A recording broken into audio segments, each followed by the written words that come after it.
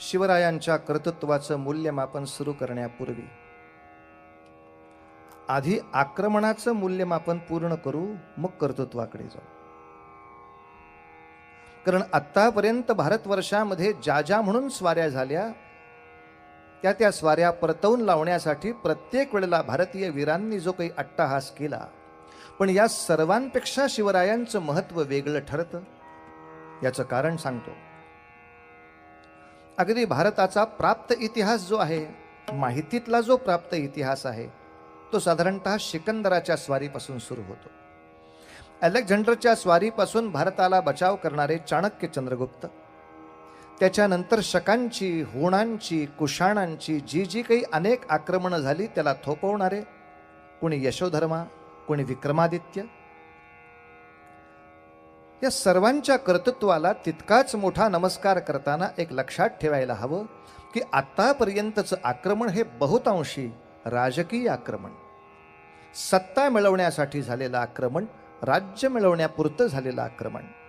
त्यामुळे फारशी धर्मामध्ये ढवळाढवळ कोणी कोणाच्या केली नाही. कोणाच्या धार्मिक आचार विचारांवर फारशी कुठेही गदा आली नाही. पण साधारणतः इसवी सनाच्या 711 नंतर भारतामध्ये आलेल्या आक्रमणाचा मूळ उद्देश नुसतं राज्य वाढवणं नव्हे, तर आपल्या ध्वजाखाली सर्व विश्वाला आणणं हे एक धार्मिक कर्तव्य लक्षामध्ये घेऊन आपल्यावरती स्वारी झाली. अर्थात तेच ध्येय घेऊन यवनांची प्रत्येकच राष्ट्रावर स्वारी झाली. कोणत्याही देशावरती आक्रमण करताना फक्त सत्ता हा महत्त्वाचा विषय नव्हता. ती भूमी आपल्या धर्माच्या अधिपत्याखाली राहण्यासाठी वाटेल त्या अत्याचाराचे कळस करणं असल्या महाक्रूर गोष्टींनी 711 पासूनचा भारतवर्षाचा इतिहास भयानक दिसतो आहे.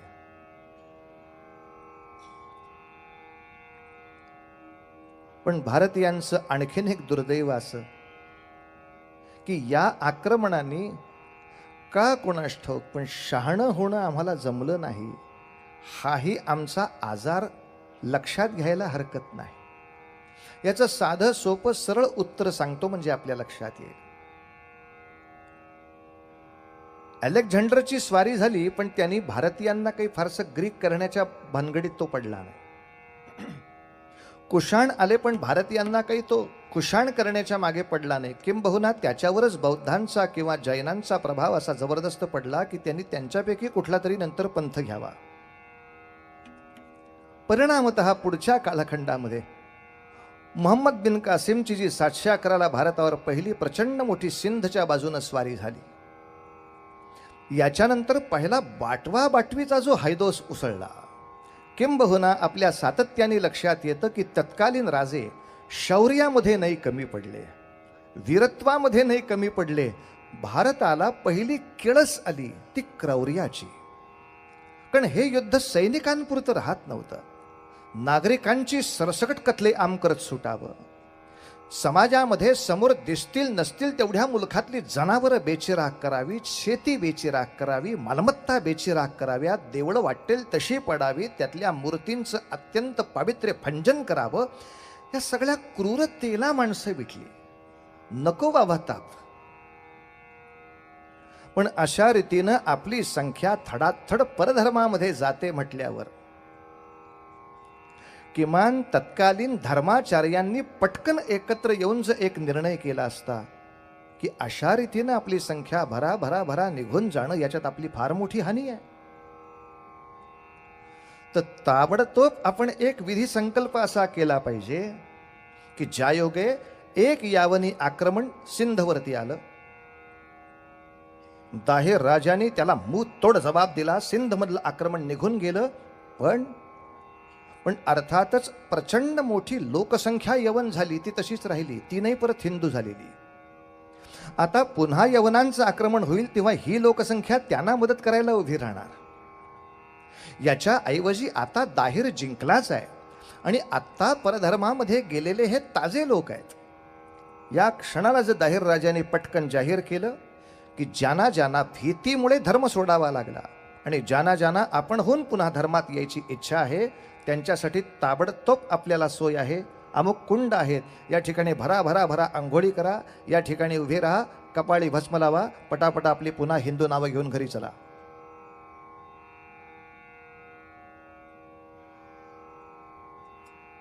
हिंदूंची दारं जाणाऱ्यांसाठी उघडी राहिली आणि यवनांची संख्या भारतामध्ये कायम राखायला मदत दुर्दैवाने हिंदूंनीच जास्त केली. यवनाच्या तावडीमध्ये सापडलेले अनेक हिंदू हिकमतीनं सुटून परत यायचा प्रयत्न करत होते, पण आमच्याच घरच्यांनी नंतर ती दारं लावून टाकली, आता येऊच नका. परिणामतः धर्मशास्त्र्यांनी नाकारलं, समाजाने नाकारलं, असा नाकारलेला मनुष्य जास्त कडक होतो,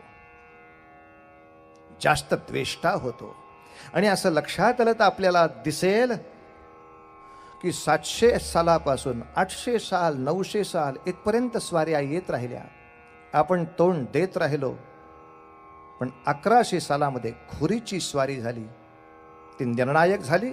ज्या स्वारीमध्ये दिल्लीच्या सिंहासनावर पहिल्यांदा मुघलांचा पाय लागला, तो नंतर मग जवळजवळ 1000-1500 वर्ष पुसता नाही आला. पण घोरी तरी कोण?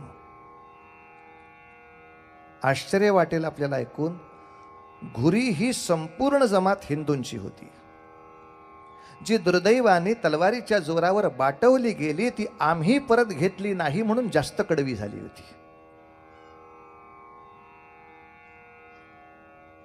जसं शिंप्यांच्या भाषेत एखाद्या कपड्याला रंग टिकेलच असं नसतं, पण त्या कपड्याचा रंग दुसऱ्या कपड्याला लागला की तो जात नाही,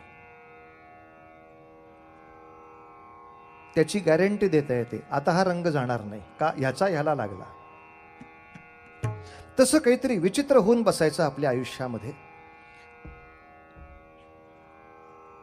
मी परकीय आक्रमणाच्या बरोबर मूल्यमापनासाठी आपल्याही दोषांची एकदा पुनरुच्चार करतोय. याचं कारण, उद्या पुन्हा एकदा बलसागर भारत घडवायचा असेल तर आम्हाला कोणकोणते पथ्य पाळली पाहिजेत, कोणकोणते आजार टाळले पाहिजेत, कोणकोणती अपथ्य चुकवली पाहिजेत, हेही दिसायला हवं. पहिलं सगळ्यात मोठं तुमच्या आमच्या मनामधलं आळसाचं प्रमाण म्हणजे संकटाचा अभ्यासच पुरेसा नाही. परिणामतः त्या संकटाच्यावर काय योजना करावी हे डोक्यात नाही. आता दुसरा रोग आम्हाला असलेला सांगतो, तो म्हणजे एक राष्ट्रीयत्वाचा सातत्याने अभाव. जो रोग दुर्दैवाने आजतागातही काही प्रमाणात शिल्लक आहे हिंदुस्थानात, अजूनही तो शिल्लक आहे. कधी याचं उच्चाटन तुम्ही आम्ही पुण्याईनं करतो याची भगवंत वाट पाहतोय. तो म्हणजे एक राष्ट्रीयत्वाचा अभाव. सिंधवरती आक्रमण झालं की उत्तर प्रदेश त्याच्या मदतीला जायलाच तयार नाही. सिंध बघून घेईल. राजस्थानवर आक्रमण झालं, गुजरात म्हणतो मी कशाला जाऊ.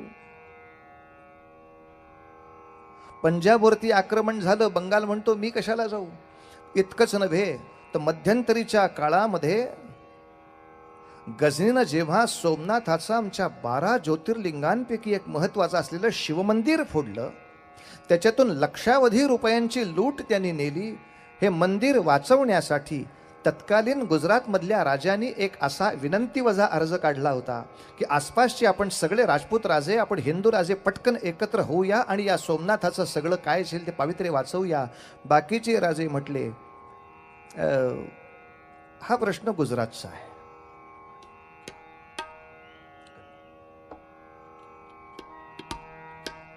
पण सोरटी सोमनाथावरती झालेलं आक्रमण हे हिंदूंच्या 12 ज्योतिर्लिंगांपैकी झालंय. मग भले माझा गुजरातचा प्रेमसंबंध असो नसो, सोमनाथासाठी आपण सगळे एकत्र जाऊ. हा एक राष्ट्रीयत्वाचा सातत्याने अभाव. सातत्याने पृथ्वीराजाचं सुद्धा राज्य गेलं ते घोरीच्या पराक्रमामुळे नव्हे. घोरीच्या पराक्रमामुळे नव्हे तर इतिहास सांगतो महम्मद घोरीनं जवळजवळ 10 वेळा स्वारी केली होती दिल्लीवरती, पण पृथ्वीराजांनी त्याला असा काही जबाब दिला की महम्मदाला जागेवर उभं नाही राहता आलं. या पृथ्वीराजाच्या पराक्रमामुळे एक जयचंदाची कन्या त्याच्यावर भाळली. तिनं आपल्या वडिलांच्या विरोधामध्ये जाऊन पृथ्वीराजाशी जाऊन विवाह केला आणि सासरा इतका बिथरला की आता माझा अपमान भरून काढण्यासाठी सगळ्या देशाला विठीला लावीन. नाही या पृथ्वीराजाचं तळपटण वाटोळं केलं तर माझं नाव सुद्धा जयचंद राठोड नाही. पण दुर्दैवाने ह्या कोणाच माणसाला धर्मशिक्षण नव्हतं का काय देव जाणे, की या आपल्या मूर्खपणासाठी तुला पृथ्वीराजाला शासन करताना देशाची काय अवस्था होईल विचार करायची नाही करे गरज. देशाचं काय होईल विचार करायची नाही करे तुला गरज. नाही केला विचार, नाही केला. मुळात जयचंदानी घुरीच्या लोकांना गुप्त वाटा दाखवल्या. त्याच्या जोरावर घुरी आतमध्ये शिरला, पृथ्वीराजाला पकडला, तेव्हा कैद केला आणि पृथ्वीराजाला घुरी विचारतो, आज मी तुझ्याशी कसा वागू. पृथ्वीराजाने सांगितलं, मी तुला 10 वेळा सोडलाय. अर्थात 10 वेळा सोडलं हा सुद्धा पृथ्वीराजाचा सद्गुण नाही म्हणता येणार, राष्ट्रद्रोहच म्हणावा लागेल. व्यक्तिगत कोणी तुमचा अपमान केला असता 3 वेळा तुम्ही सोडलात, त्याला कोणी नाही म्हटलं नसतं. पण ज्यांनी राष्ट्राची खोडी काढली अशा माणसाला स्वतःच्या औदार्याच्या टिमक्या मिरवण्यासाठी 10 वेळा सोडणं हा राष्ट्राचा द्रोह झालेला होता. ज्यांनी लक्षावधी नागरिकांच्या आयुष्याच्या कत्तली करून दाखवल्या त्याला तुम्ही फक्त उदार हात दाखवण्यासाठी सोडून देणं हा मूर्खपणा झाला होता. परिणामतः घुरीला पृथ्वीराज सांगतो, मी तुला 10 वेळा सोडलाय तर तूही मला एकदा संधी द्यायला हवीस. घुरीनं उत्तर दिलं, ही शरण आलेल्यावर दया दाखवण्याची गाढवी प्रवृत्ती तुम्ही सांभाळा, हे आम्हाला लाखलाभ होण्यासारखं काही नाही.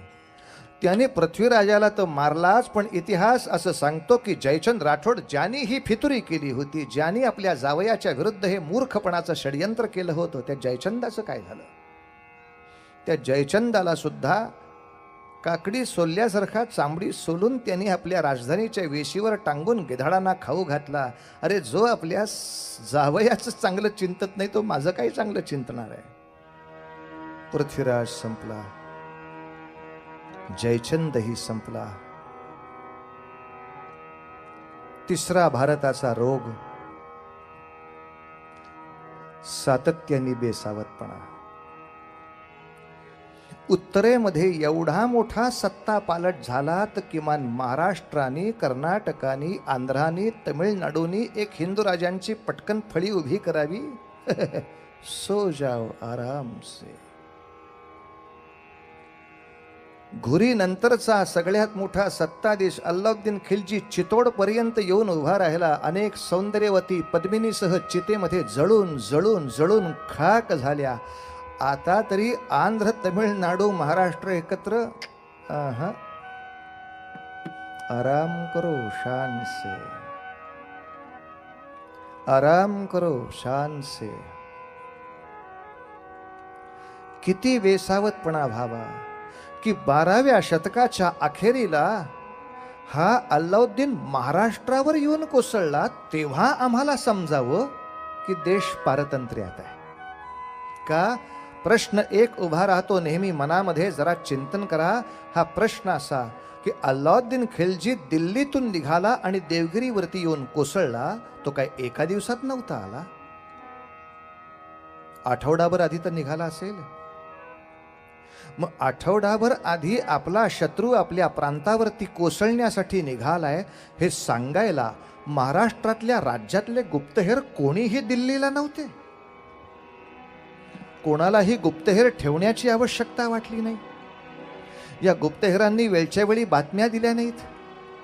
वाईट असं वाटतं की त्या काळामध्ये तर आध्यात्मिक सिद्धी असणारी सुद्धा खूप माणसं होती की ज्यायोगे प्रत्यक्ष जाण्याची गरजच नाही, नुसते डोळे मिटून अंतर्ज्ञानाने पाहावं, बाप रे काय प्रलय चाललाय. नव्हे, हिमालयाच्या कुठल्याही कड्यावरून कुठल्या तरी साधूनी असं पुटपुटावं आणि ते विंध्यावरच्या साधूला ऐकू यावं. अशा महासिद्धी ज्या काळामध्ये भारतामध्ये पाणी भरत होत्या, अशा कोणी साधू संन्याशांनी सुद्धा पटकन येऊन सांगितलं नाही की बाबा देवगिरीवरच्या राज्य करणाऱ्या राजा नको बेसावत राहूस. अल्लाउद्दीन खिलजी 8,000ची फौज घेऊन वेड्यासारखा तुझ्या अंगावर दौड करून आलाय. नर्मदा ओलांडून खिलजी देवगिरीवर कोसळला तेव्हा कुठे तलवारी ढाली कुठे शोधायला आम्ही सुरुवात केली. आणि हे युद्ध अल्लाउद्दीनाने छेडलं तेव्हा देवगिरीचा राजा राम, त्याचा भाऊ शंकर, हा शंकर गेला होता कुठे? असं काही दिल्लीला मोठं परचक्र झालंय म्हणून हिंदूंची एकजूट करायला शिकारीला गेले होते महाराज. वन्यजीव संरक्षण कायदा हातात घेऊन शिकारीला गेले होते महाराज. इकडे अल्लाउद्दीनाने देवगिरीचा विध्वंस केला. शंकरदेव जसा आला, शंकरदेवाची आणि रामदेवाची सेना एकत्र झाली तर अल्लाउद्दीनाचं काही खरं नव्हतं. कारण हा सेनासागर 15,000च्या वर जाणार होता. अल्लाउद्दीनाकडे 8,000 माणसं होती. पण अल्लाउद्दीन मोठा शहाणा होता. त्यांनी आम्ही किती बेसावध होत याचा छान अभ्यास केला होता. आमचा एकही गुप्तहेर दिल्लीकडे नसल्यामुळे आता दिल्लीतून इथे काय येणार आहे ह्याच्यावर विश्वास कोणाचा ठेवायचा? अल्लाउद्दीन म्हणेल त्याच्यावर विश्वास ठेवायचा. आमचा माणूस आहेच कुठे वार्ताहर तिथे. त्यामुळे अल्लाउद्दीनाने येता क्षणी अफवा उठवून दिली, आता आम्ही 8,000 आलोत. पण दिल्लीवरनं अशाच भयानक राक्षसांची 1,00,000 फौज येते. सावधान दक्षिण देश, सावधान परत उठलात तर. आता आंध्र कर्नाटककडच्या ज्या लोकांची इच्छा होती तेही तलवारी टाकून खाली बसले. असे लाख यायचेत म्हणजे केवढ्याला पडायचं. एका बाजूला देवगिरीला शंकरदेवानी आणि रामदेवानी एकत्र येऊन संग्राम उभा केला. अल्लाउद्दीनाची फक्त 7,000 फौज लढत होती. 1,000 फौज राखीव त्यांनी बाजूला ठेवून दिली. आणि जसं युद्ध थोमस चक्रीला पेटलं त्याच्याबरोबर त्यांनी राखीव असलेली 1,000 फौज फक्त बोलवली आणि 7,000 लोकांनी ओरडायला सुरुवात केली, आली आमची 1,00,000 फौज आली. आणि केवळ अफवेच्या जोरावर युद्ध अल्लाउद्दीनाच्या हातात गेलं. आमची जिंकत असलेली वीरश्री थांबली. हातातल्या तलवारी टाकून माणसं पळत सुटली. अरे यांना धीर द्यायला सुद्धा कोणी नाही की रे, की ही अफवा आहे. नाही कोणी लाख माणसं दिल्लीतनं आलेली. ह्याच्याकडे आहेत कुठे लाख माणसं आणायला? पण अल्लाउद्दीनावर विश्वास ठेवू नका. त्याच्याकडे काही नाही हे सांगायला कोणी संत महात्मा तेव्हा उभा नाही. वार्ता पोचवायला गुप्तहेर नाही. परिणामतः दक्षिणेकडचं राज्य मारलं मारलं मारलं इतकं की 12व्या शतकाच्या अखेरला महाराष्ट्र आणि 13व्या शतकाच्या अखेरला कन्याकुमारीला मशीद उभी सुद्धा राहिली. इतक्या धडाक्याने आक्रमण एका देशाच्या एका टोकापासून दुसऱ्या टोकापर्यंत पोचलं महाराज. हे सगळंच काही एका पराक्रमाने नव्हतं. तुमचे आमचे बेसावतपणा सुद्धा इतके नडले की यानंतर प्रत्येक सामान्य माणसाला तर संकटाला सामोरं जावं लागलंच. पण संत महात्मे सुद्धा देवासमोर रडू लागले, देवा नको देवराया अंत आता पाहू, नको देवराया, नको देवराया, नको देवराया.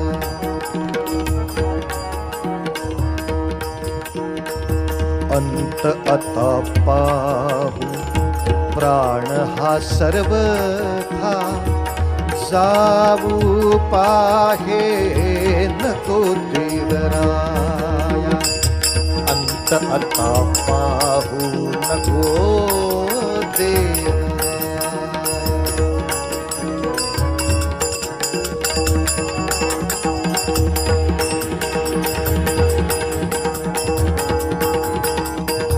प्राण हा सर्वथा जाऊ पाहे, नको देवराया.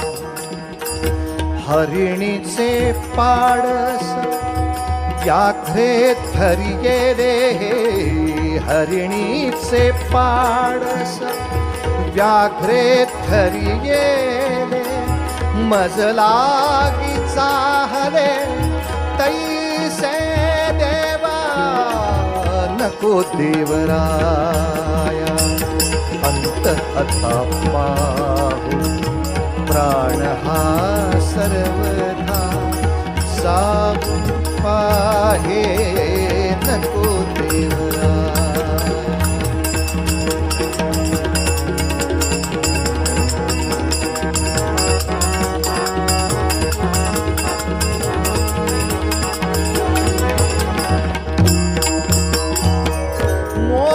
मोकलोनियास चाहले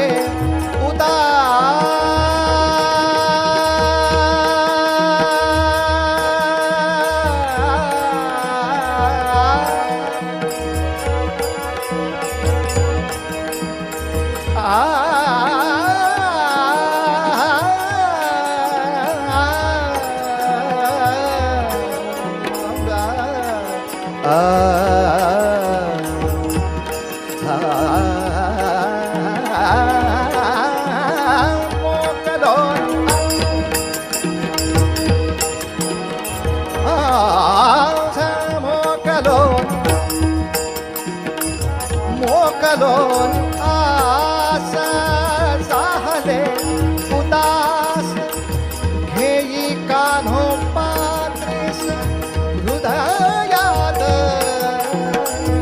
घेई कान्हो पात्रेस हृदयात नको देवराय. अंत अथा पाहू प्राण हा सर्वथा जाऊ पाहे नको देवराय. नको देवराय. नको देवराय. नको देवराय.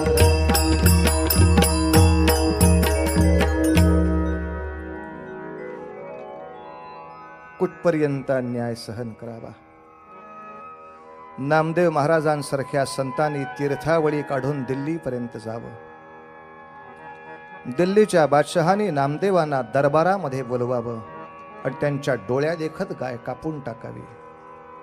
दम द्यावा वारकऱ्यांना.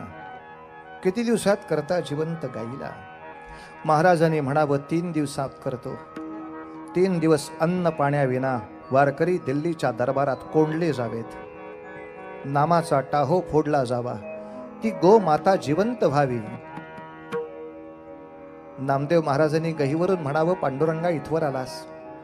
पांडुरंगानं सांगावं, तुझ्या बरोबरच मी होतो.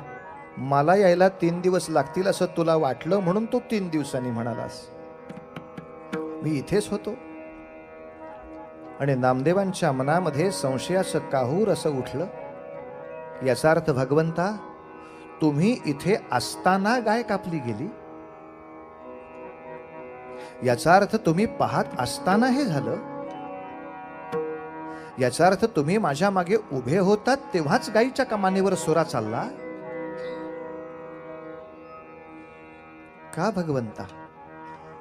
कसा लोकांनी भगवंताच्या अस्तित्वावर विश्वास ठेवायचा तुम्ही असताना हे अत्याचार झाले तर? भगवंताने ही कानात सांगावं, नाम्या, अरे ईश्वराला सुद्धा प्रगट होण्यासाठी काही विशिष्ट शरीर प्रकृतीची आवश्यकता असते. देव्हारा नीट केला म्हणजे देवाला येऊन बसायला सोपं पडतं रे. असे सामर्थ्यवान देव्हारे आहेत कुठे? सगळ्या भक्तांच्या तब्येती भक्त सुदामा आणि राक्षस वास्को द गामा. कुठे भगवंतानी येऊन बसायचं? माझ्यासारखा पैलवान मावला तर पाहिजे त्याच्यात. हे भक्त कोणी निर्माण करायचे? हे भक्त कोणी निर्माण करायचे? नामदेव पंजाबामध्ये पुढे 30 वर्ष राहून हे कार्य करत राहिले. अशा पोलादी मनगटाचा भक्त मला केला पाहिजे. हा, थोडा पलीकडचा पुढचा इतिहास पाहता असं लक्षात येईल. साग ग परे ग साने पने साग परे ग साग बसानी प गपनी प गनी ग गबरे ग. भारत सगळ्या वेळ झोपलाच नाही नाही नाही नाही. थोडी जागृती दक्षिण प्रांतात आली. थोडी जागृती दक्षिण प्रांतात आली आणि 14व्या शतकाच्या अखेरला दक्षिणेमध्ये एक हिंदू साम्राज्य पुन्हा उभं राहिलं, ज्याला विजयनगरचं साम्राज्य म्हणतात. हे विजयनगरचं साम्राज्य निर्माण करणारे दोन वीरपुरुष हरिहर आणि बुक्कराय, या दोघांनी म्हणून हे साम्राज्य असं चढतं वडतं वैभवाला पोचवलं की ज्याच्यामध्ये कला विज्ञान संस्कृतीचा परमोत्कर्ष गाठला. भारतीय संस्कृतीनं अप्रतिम शिल्प झाली, अप्रतिम ग्रंथ झाले, नृत्य संगीत या सगळ्या कलांमध्ये देश प्रखर विद्या पावला. पण याचबरोबर एक कौतुक होतं, या राज्य निर्मितीमध्ये शृंगेरी पीठाचे प्रमुख शंकराचार्य विद्यारण्य स्वामी हेही सामील होते. या तलवारीला धर्माचं अधिष्ठान दिलं होतं.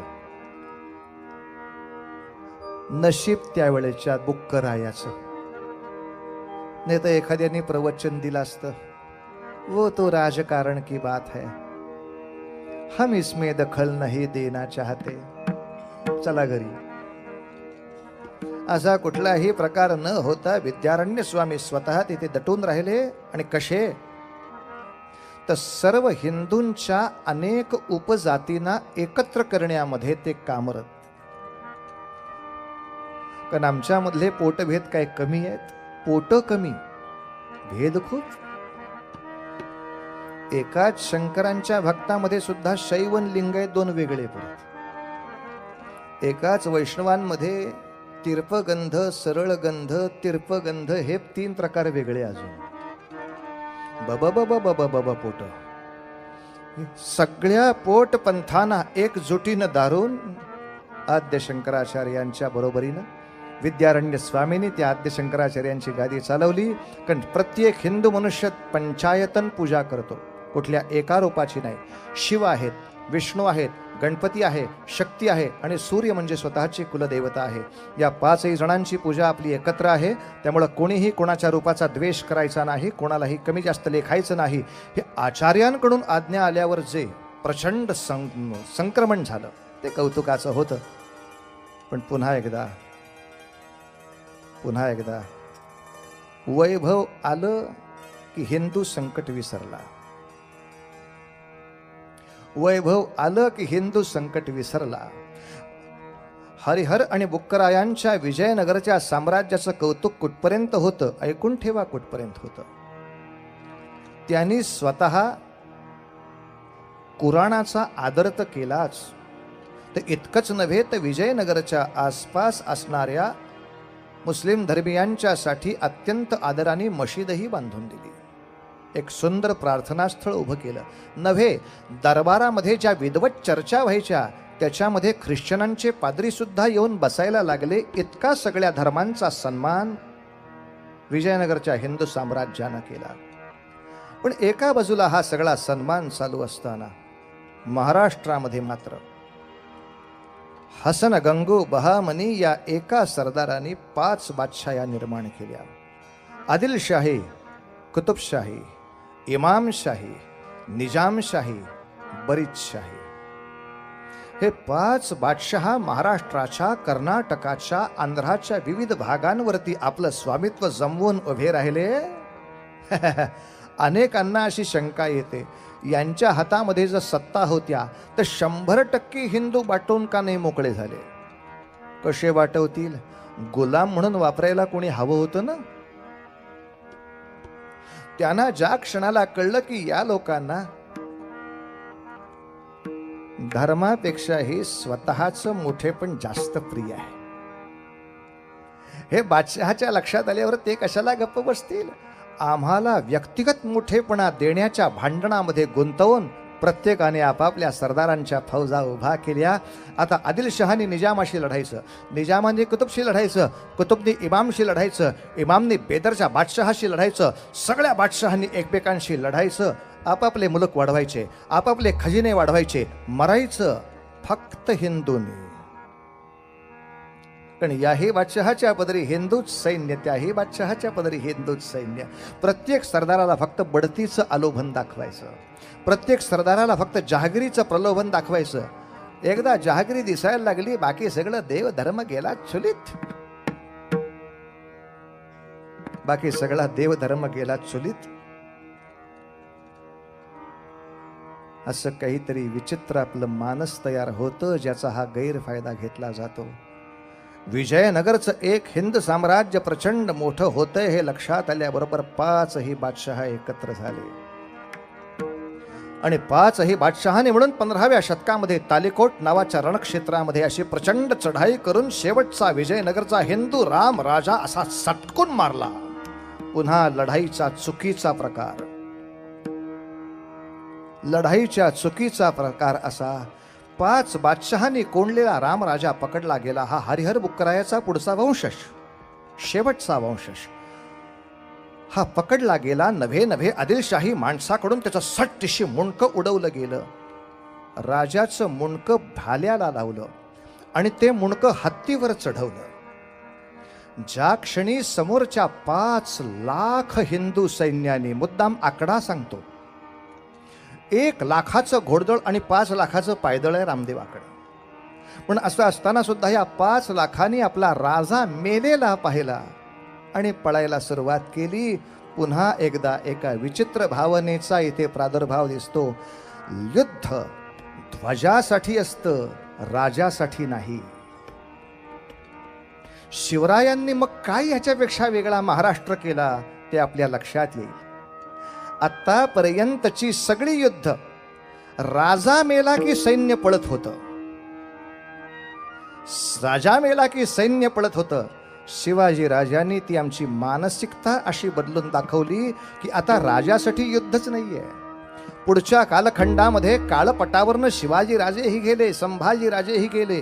सिंहासनच नव्हतं, राजा नव्हता, राजगादी नव्हती, राजधानी नव्हती, तरी सुद्धा आकाशाचं छत आणि आपल्या वृक्षांची राजधानी करून पुढच्या 27 वर्ष मराठशाहीनं औरंगजेबाशी जो लढा दिला, तो लढा दिल्यावर लक्षात येतं शिवाजी राजाने नुसतं राज्य नाही निर्माण केलं, आपल्या मनामध्ये राष्ट्र कसं निर्माण करायची ही एक भावना त्याच्यामध्ये त्यांनी उभी केली. राष्ट्र हे राजासाठी नाही, राष्ट्र हे व्यक्तीसाठी नाही, राष्ट्र हे तत्वासाठी असतं.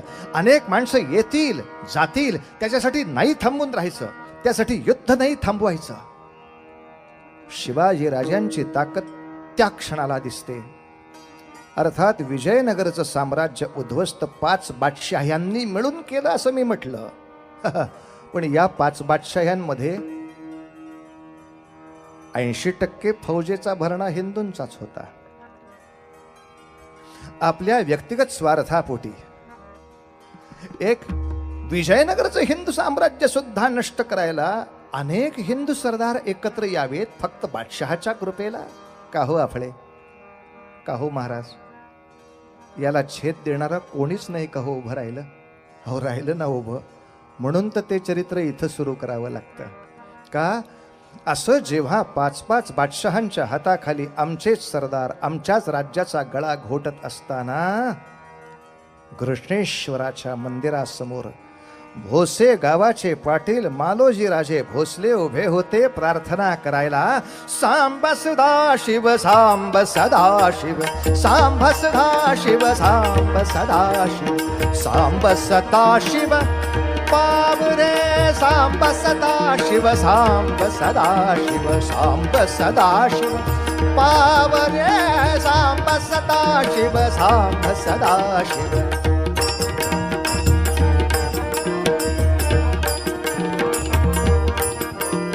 सांब सदा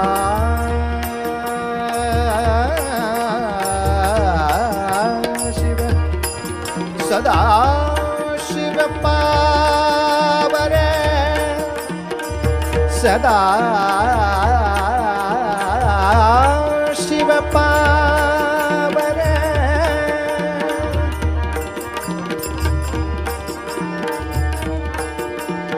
भक्तजनांच्या साधुजनांच्या रक्षणासी धाव, सांब सदा शिव सांब सदा शिव सांब सदा शिव सांब सदा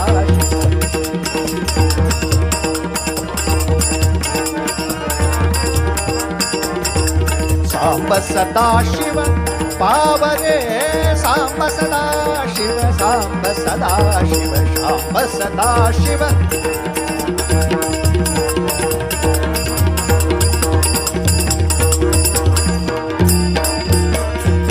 मनात अमुचा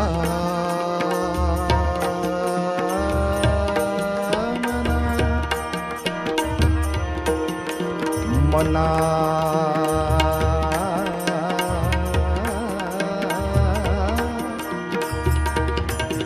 मना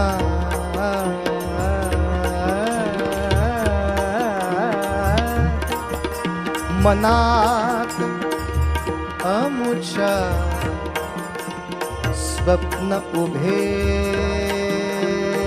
रे मनात अमुच्या स्वप्न उभे रे देवाच्या राज्याचे देवाच्या देवाच्या देवाच्या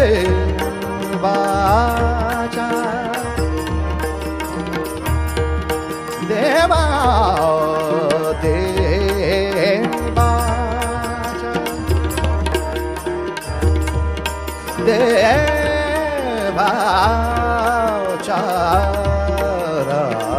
देवाच्या देवाच्या राज्याचे सहिष्णुतेचे मानवतेचे राज्य हे संतांचे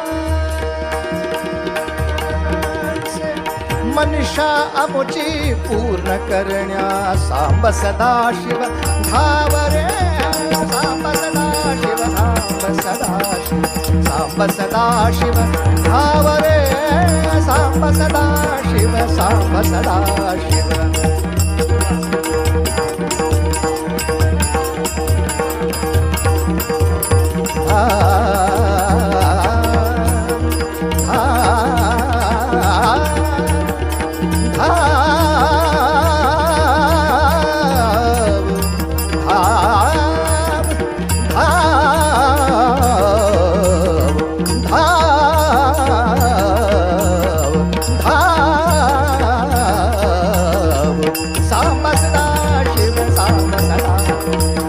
सदा शिव धावरे सांब सदा शिव सांब सदा शिव सांब सदा शिव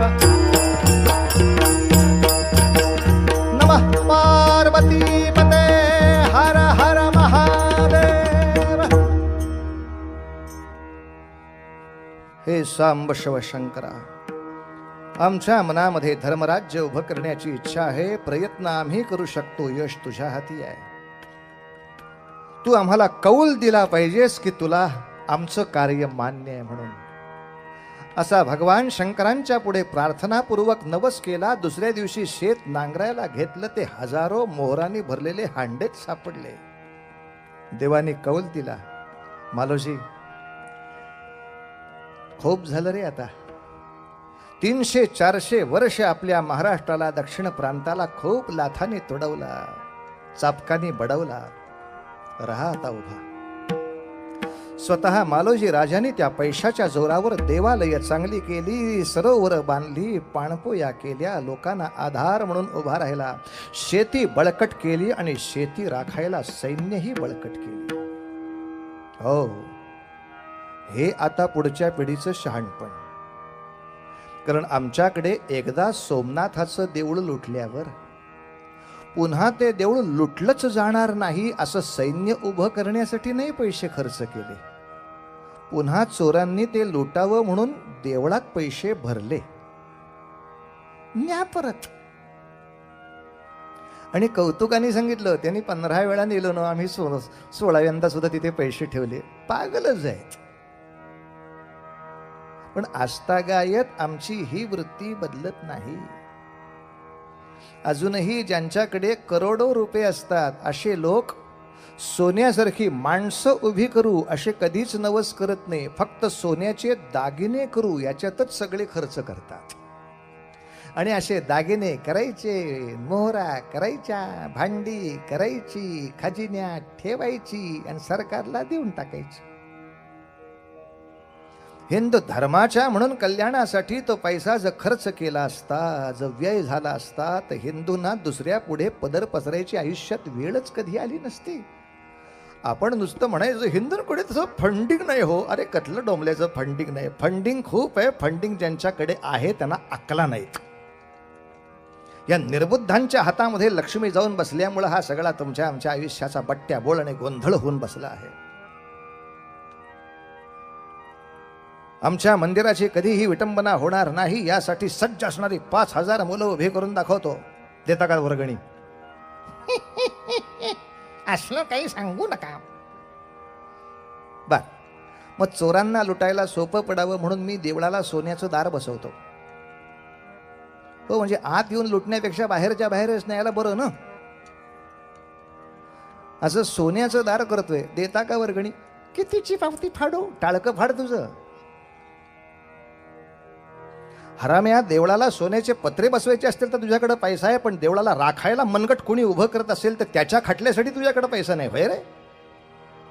असली मूर्ख आणि अक्कल शून्य माणसं लक्ष्मीपती झाल्यामुळं त्या लक्ष्मीपतीनं तरी काय करावं? डोकं आपटून घ्यावं यांच्या पुढे. सोमनाथाची मंदिरं नुसती आम्ही पैशाने भरत बसलो. मालोजीराजे त्यासाठी शहाणे ठरले. त्यांनी शेती मोठी केली, पण आधी खजिना भरताना तो राखता आला पाहिजे ही सुरक्षा व्यवस्था पक्की केली.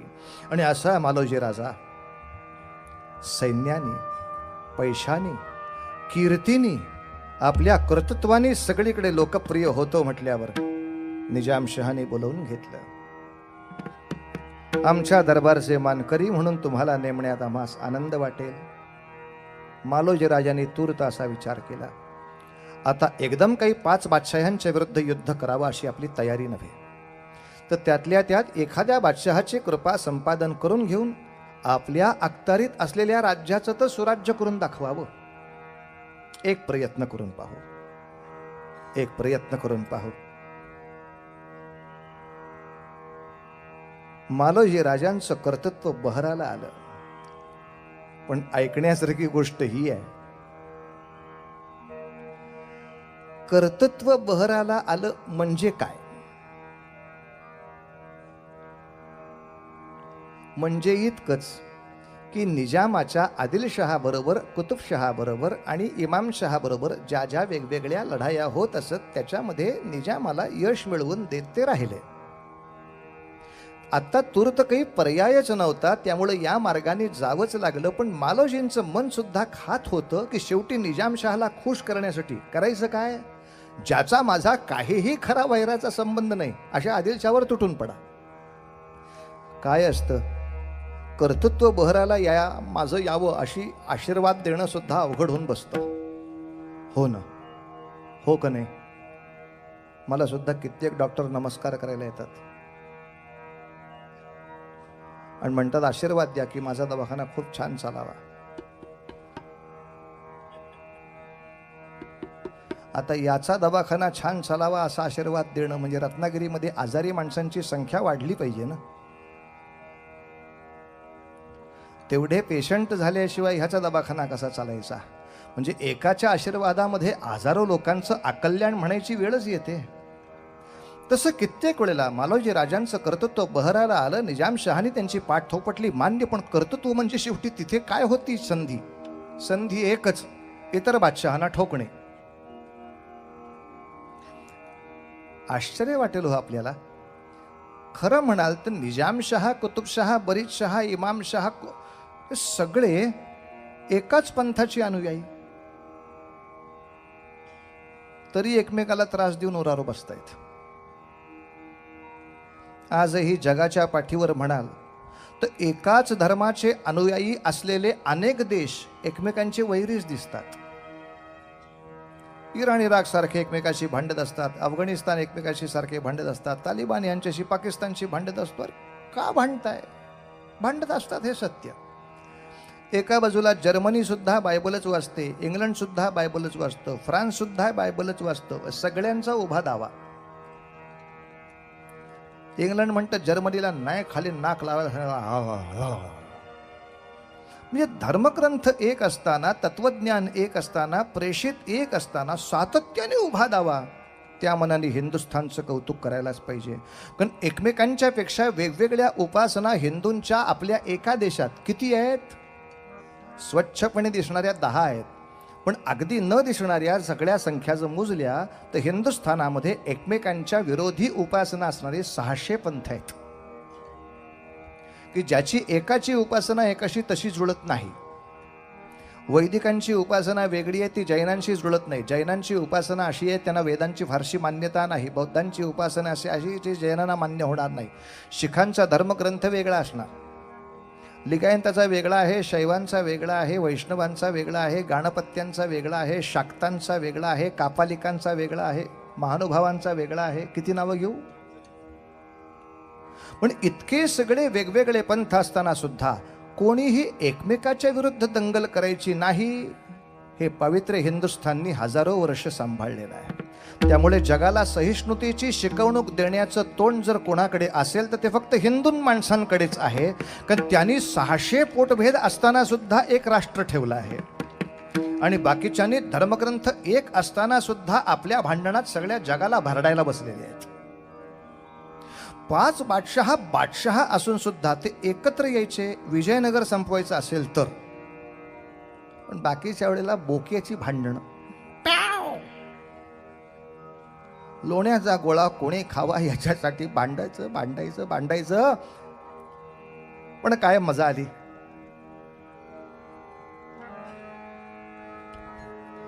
हे बादशाह तसे थोडे शहाणे असत, थोडे शहाणे. कशा अर्थी?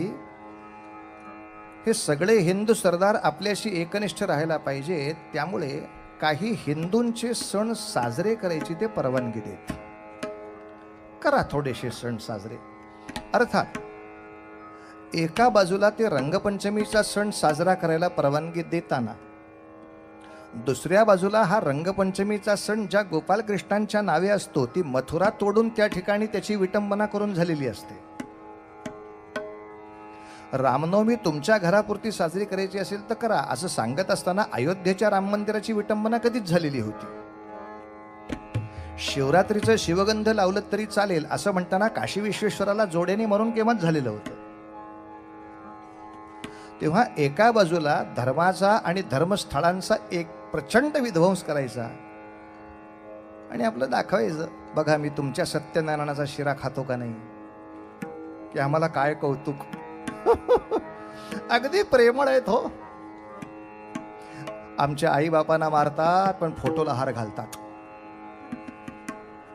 अगदी प्रेमळ आहेत हो, अगदी प्रेमळ आहेत. अगदी आजोबांना सुद्धा आमच्या मारून टाकतात पण श्राद्धाला वेळ देतात, जा म्हणतात. म्हणजे असं अगदी प्रेम ओतू जातो त्यांचं आमच्यासाठी.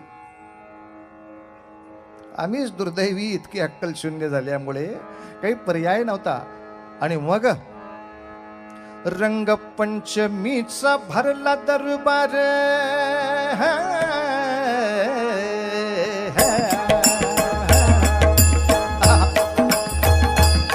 पंचमीचा भरला दरबार, जीवू सुंदर बापा बरोबर आली होती रंग खेळण्याला, आली होती रंग खेळण्याला. शिवाजी हा जोडीदार दिसला, शहाजी हा जोडीदार दिसला, न पाहुनी शहा काय बदला जी, पाहुनी शहा काय बदला जे जे, पाहुनी शहा काय बदला. सिंदखेडच्या लखोजीराव जाधवांची लेक जीव आणि मालोजीचा पोरगा शहाजी सगळे सहकुटुंब सहपरिवार दरबारामध्ये रंग खेळताना, जीव आणि शहाजी रंग खेळताना निजामशहाने पाहिले आणि सहज बोलला, लखोजीराव जोडा मोठा छान दिसतोय, या बार उडवून. आणि हे आता लग्न लागणार लागणार लागणार लागणार इथपर्यंत पहिली कुऱ्हाड कोसळली की एका युद्धामध्ये मालोजी राजांचाच अंत झाला. जो व्याही म्हणून यायचा होता तो संपला. मग त्याच्या भावाने ह्या 2 पुराणा सांभाळलं. पुन्हा एकदा शहाजी राजांचं कर्तृत्व बहराला आलं आलं आलं आलं. म्हणजे कर्तृत्व बहराला आलं याचा अर्थ हाच घेत राहायचा पुढे सारखा. आणि अशा शहाजी राजाच्या बरोबर, पराक्रमी शहाजी राजाबरोबर आपली सोयरीक जुळावी. अनेकांची अशी कल्पना आहे की जाधवांची काही ही सोयरीक जुळावी अशी इच्छा नव्हती, उगाच बादशाह म्हणाला म्हणून सोयरीक केली. मग त्यांच्यामध्ये अंतर्गत धुसफूस तेव्हापासून सुरू झाली, असं एक मत आहे. पण दुसऱ्या बाजूला दुसऱ्या काही इतिहासाच्या पुस्तकांमध्ये शहाजी राजासारखा पराक्रमी उदयोन्मुख असा सरदार पाहिल्यानंतर लखोजींनी अत्यंत आनंदाने आपली मुलगी तिथे देऊ केली असंही आहे. त्यामुळे तूर्त कीर्तन ह्या परंपरेमध्ये या 5 दिवसासाठी तरी आपण हे पथ्य पाळणारच आहोत की दोन्ही पुस्तकात काय लिहिलंय ते सांगायचं. बुवा यातलं खरं कुठलं खोटं कुठलं तुम्ही सांगायचं. हो ना, आपल्याला काय करायचं. या पुस्तकातही असं लिहिलंय आणि या पुस्तकामध्ये असं लिहिलंय. हां, म्हणजे आत्ताचा एक विवेक जर सांगायचा झाला तर की माणसं म्हणतील की या सगळ्या बादशाहांमध्ये चांगला कोणी नव्हताच का. तर अगदीच कोणी चांगला नव्हता असं नाही म्हणता येणार. पण उडदा माझी काळे गोरे तसं दगडापेक्षा वीट मऊ असा चांगला होता. मग टाळकं आपटून जखम करेलच, फक्त दगड करेल एवढी नाही करणार. आणि त्यासाठी मी आपल्याला काही मार्गही सांगेन. अलीकडच्या सगळ्या पुस्तकांमध्ये अकबर नावाच्या बादशहाचं प्रचंड गुणगौरव केला जातो. पण मुळात अकबराचा सगळा इतिहास त्याच्याच दरबारी लोकांनी जो काही लिहिला आहे दिने अकबरीमुळे, तो जो वाचला तर आपण सहन करू शकणार नाही इतके सैतानाचं ते रूप आहे. पण दुर्दैवाने सत्याला आपण काही हो म्हणत नाही. पण त्या पुस्तकाप्रमाणे सैतानाचं रूप आहे, शासकीय पुस्तकाप्रमाणे तो धर्माचा अवतार आहे. आपण दोन्ही पुस्तकात काय ते सांगितलं. तेव्हा आता शासकीय पुस्तक तुमचं वाचून झालंय. ज्यांना इच्छा असेल, ज्यांना शक्य असेल त्यांनी अकबरनामा सुद्धा वाचून बघायला एकदा हरकत नाही. की नाण्याची दुसरी बाजू ते एकदा वाचून बघावं की काय तऱ्हेनं त्यांनी आपलं राज्य उभं केलं, काय तऱ्हेनं. काही प्रमाणात नवरत्न त्याच्या दरबारामध्ये होती, तो सर्वांचा सन्मान करी. पण त्या सन्मानाची प्रत काय होती, सन्मानाची प्रती काय होत्या, या साधारणतः आपल्याला त्या पुस्तकावरनं लक्षात येईल. कारण खरं पुस्तकही सगळं वाचायची गरज नाही. राणा प्रतापांच्या सारखे महावीर अकबराच्या विरोधामध्ये आपल्या हाती तलवार घेऊन आयुष्यभर लढत राहिले. हाच पुरावा आहे की अकबर अन्यायाचं राज्य करत होते. अकबर बादशहा जर न्यायाचं राज्य करत होते असं आपली ठाम भूमिका असेल तर राणा प्रतापांसारखा मूर्ख कोणी नाही, हेच त्याचं उत्तर असणार आहे. एवढं सगळं चांगलं राज्य चालू असताना तुम्हाला काय अंगात आलं होतं हे युद्ध करायचं. अहो ते नव्हतं चांगलं राज्य. राणा प्रताप त्यासाठी उभे राहिले, पण पर्याय नाही. एकूणच आपल्या बोर्डाच्या अभ्यासक्रमाप्रमाणे अकबराच्या वर्णनाच्या 2 धडे आहेत आणि दिल्ली बोर्डाच्या पुस्तकात राणा प्रतापाचा उल्लेखच नाही आहे. राणा प्रताप नावाची व्यक्ती आली होती का नाही हेच कळेल असं झालंय. इतकं आपल्याला अनेकांचं प्रेम ओतू जात असतं. हरकत नाही, इतिहासात असेल सत्य तर ते लिहावं यात संशय नाही. पण दुसऱ्या बाजूला असंही त्या व्यक्तीबद्दल लिहिलंय एवढं अभ्यासू माणसाला सांगायला काय हरकत आहे की एका बाजूला अकबर बादशहाने जेव्हा चितोडवरती स्वारी केली होती तेव्हा चितोडवरच्या 30,000 नागरिकांची बेदर्द चाललेली कत्लेआम त्यांनी शांत डोळ्यांनी पाहिली. तेव्हा तो हर्षभरित झाला असे त्याचे सरदार जेव्हा लिहितात तेव्हा 30,000 निरपराध माणसं कचाकच मानेवर कमरेवर तलवारी लागून त्यांच्यात रक्ताच्या चिळकांड्या उडत असताना, त्यांची माणसं विवळत असताना, ते दुःख करत असताना, ते मरत असताना जो शांतपणे शत्रू मरतोय याचा आनंद घेऊ शकतो. आता याच्यानंतर तो खूपच शांतताप्रिय होता, परमदयाळू होता, परमसहिष्णू होता. हे सगळे साबणाच्या पाण्याचे बुडबुडे जत्रेमध्ये काढत बसावं आपण. मुळात सगळ्या कथा पाहिल्यानंतर लक्षात येतं चितोडच्या राजस्थानच्या हजारो रमणींनी या अकबराच्या सैन्यापासून आपली आबरू वाचावी म्हणून जोहार करून जीव दिलेत. इतके चारित्र्याने सुद्धा ही हीन माणसं. आजपर्यंत शिवरायांचं आक्रमण झालं काय किंवा त्याच्यानंतरच्या काळामध्ये मराठशाहीच्या कोणाचंही आक्रमण झालं काय? कधीही यवनांच्या बादशहांच्या स्त्रियांना जोहार नाही करावे लागले. नीतिमत्ता तलवारीला कशी आणून देते ते फक्त हिंदूंनी दाखवलं तुम्हाला आजपर्यंतच्या आयुष्यामध्ये. पण सातत्याने हिंदूंना शिव्या घालण्याचा मक्ता घेतलेलं, सतीचं व्रत घेतलेलं नालायक जी माणसं वर बसली आहेत त्यांच्या उरावर आपण सगळे सापडलो आहे. प्रश्न असा आहे, कोणी कोणाला हिंसक म्हणावं? त्यामुळे दोन्ही पुस्तकात काय लिहिलंय ते मी सांगणार आहे. त्याप्रमाणे आत्ताचा विचार करताना मी सांगतोय की एका पुस्तकाप्रमाणे, एका ऐतिहासिक संदर्भाप्रमाणे लखुजींची इच्छा नव्हती, पण बादशहाच्या आग्रहापोटी ते लग्न लागलं. पण काही इतिहासामध्ये नाही बाबा, त्यांनी प्रेमाने ते लग्न लावून दिलं. मग भांडण लागलं का आणि कसं?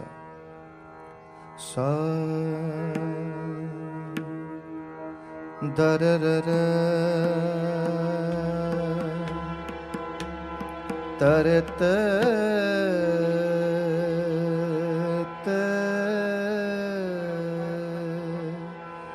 गे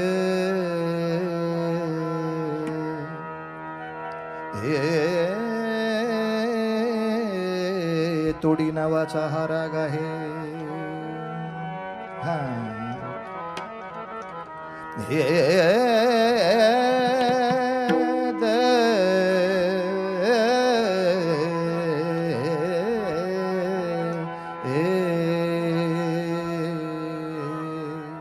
एक दिवशीची संध्याकाळ,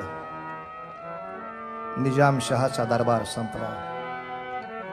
सगळे सरदार आपापल्या मार्गाने घरी जाऊन निघाले. इतक्यात खंडागळे नावाच्या सरदाराचा हत्ती अचानक उधळला आणि लोकांना तुडवत अंगावर येऊ लागला. त्या हत्तीला थांबवण्यासाठी लखोजी जाधवांचा मुलगा दत्ताजी जाधव तो आपले स्वार घेऊन त्या हत्तीवर चाल करून गेला. हत्ती थांबवला, पण तुम्हाला तुमचा हत्ती सांभाळता येत नाही का म्हणून थोडंसं रागवून खंडागळ्यांवर सुद्धा स्वारी केली. खंडागळ्यांवरती स्वारी झाल्यानंतर भोसले हे खंडागळ्यांचे मित्र, खंडागळ्यांच्या मदतीसाठी शहाजीराजांचे बंधू धावले आणि या भोसले जाधवांच्या चकमकीमध्ये दत्ताजी जाधव मारला गेला. दत्ताजी जाधव पडलेला लखोजींच्या कानावर जेव्हा कळलं तेव्हा लखोजी वायुवेगानं उलटे आले. पुन्हा युद्धाला तोंड फुटलं आणि भोसल्यांकडचा शहाजीराजांचा बंधू, ज्याचं नाव संभाजी भोसले, शंभू या नावामागे जी एक सल होती ती इतपसूनची आहे. या संभाजी भोसल्याला लखोजी जाधवांनी तलवारीच्या फाकड्याने संपवला. खरं सूड संपला होता. खरं इथं सूड संपला होता. नजर चुकीनं दत्ताजी मारला गेला.